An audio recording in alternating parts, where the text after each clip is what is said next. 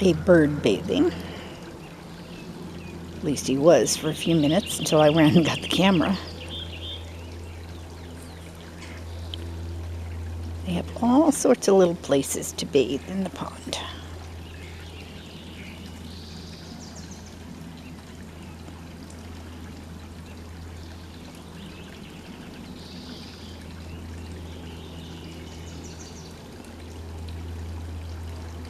Don't very often take videos of the birds. But they're here on a regular basis.